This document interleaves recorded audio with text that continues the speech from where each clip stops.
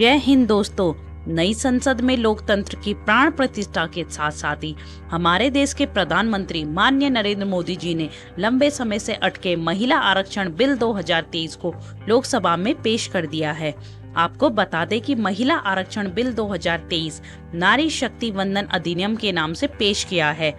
इसके अंतर्गत संविधान के 128वें संशोधन में लोकसभा और विधानसभाओं में महिलाओं को 33% आरक्षण देने का प्रावधान है। SC/ST के लिए आरक्षित सीटों में महिलाओं के लिए भी 1/3 कोटा होगा। इसके बाद यह बिल राज्यसभा में आएगा। संसद के विशेष सत्र के दौरान राज्यसभा में गुरुवार 21 दिसंबर को महिला आरक्षण बिल सर्वसहमति से पास हो गया। सभी दलों ने इस बिल का समर्थन किया। बिल के समर्थन में 214 वोट पड़े और विरोध में कोई वोट नहीं पड़ा। ये बिल बुधवार को लोकसभा में लंबी चर्चा के बाद पारित हो गया था। राज्यसभा में इस बिल पर प्रस्तावित सारे संशोधन भी गिर गए। लोकसभा में इस बिल के पक्ष में 454 और विरोध में 2 वोट पड़े थे। इस विधेयक में लोकसभा और विधानसभाओं में महिलाओं के लिए 33% आरक्षण देने का प्रावधान किया गया।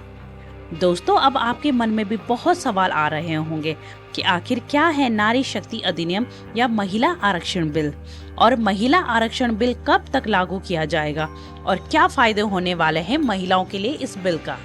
दोस्तों, ये जानने से पहले मैं आपको महिला आरक्षण बिल का इतिहास बताना चाहूंगी कि इसकी शुरुआत कब और किसके द्वारा की गई थी।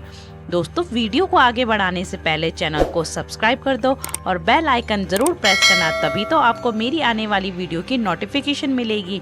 तो चलिए जानते हैं महिला आरक्षण बिल की शुरुआत कब और कैसे हुई थी। अधिकांश लोग यह जानने के इच्छुक होंगे कि आखिर महिला आरक्षण बिल का इतिहास क्या है। तो आपकी जानकारी के लिए बता दें कि साल 1996 में HD देवगौड़ा की सरकार में पहली बार महिला आरक्षण बिल लाया गया था, परंतु भारी विरोध होने के कारण से यह पास नहीं हो सका।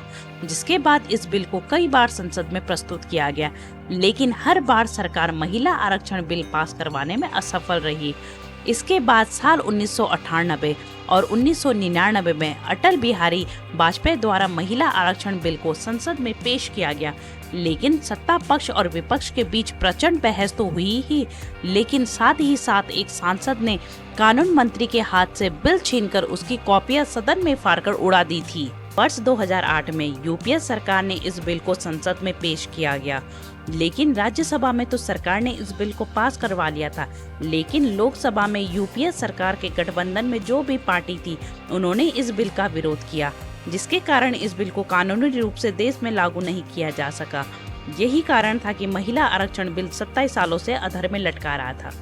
दोस्तों, अब बात करते हैं कि महिला आरक्षण बिल, जिसको नाम दिया गया नारी शक्ति वंदन अधिनियम, आखिर क्या है ये। केंद्र सरकार ने लोकसभा में नारी शक्ति वंदन अधिनियम पेश किया है। तो चलिए इस वीडियो के माध्यम से हम आपको नारी शक्ति वंदन अधिनियम के बारे में पूरी जानकारी देंगे। आपको बता दें कि नारी शक्ति वंदन अधिनियम में लोकसभा की 33% सीटें महिला के लिए आरक्षित की जाएगी, यानी 545 सीटों में से 181 सीटों में सिर्फ महिलाएं लोकसभा चुनाव लड़ पाएंगी। दिल्ली विधानसभा में भी 33% महिला आरक्षण की बात कही गई है, यानी दिल्ली विधानसभा की 70 में से 23 सीटें महिलाओं के लिए रिजर्व होगा। बाकी राज्यों की विधानसभाओं में भी 33% महिला आरक्षण लागू होगा। इस नए नारी शक्ति वंदन अधिनियम में महिला सीटों के आरक्षण के लिए अनुच्छेद 334A जोड़ा गया है। इसमें यह भी कहा गया है कि महिला आरक्षण के लिए परिसीमन अनिवार्य होगा।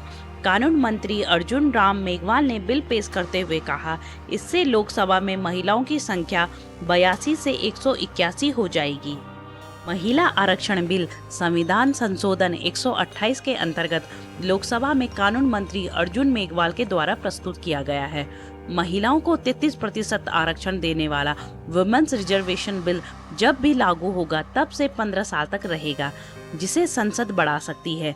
आपको बता दें कि इसे तुरंत लागू नहीं किया जा सकता है, क्योंकि जनगणना में कम से कम 2 साल लगेंगे। इसके बाद ही परिसीमन संभव है, लेकिन मौजूदा कानून के तहत अगला परिसीमन 2026 से पहले नहीं हो सकता है।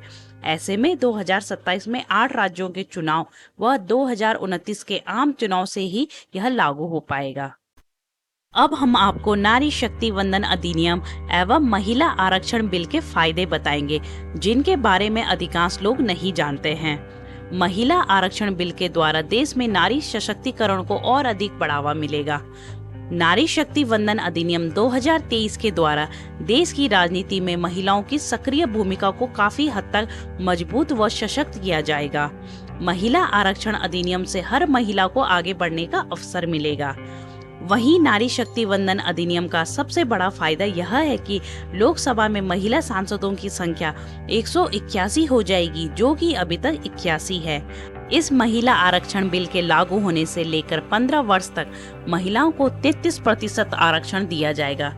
नारी शक्ति वंदन बिल से लोकतंत्र मजबूत हो सकता है।